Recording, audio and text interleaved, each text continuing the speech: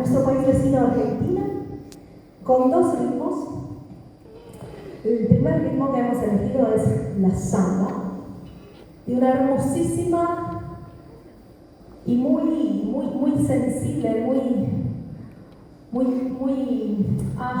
no le encontré la palabra, pero te toca esta samba, muy sentimental, ¿qué se decir? Samba para olvidar. Es la samba.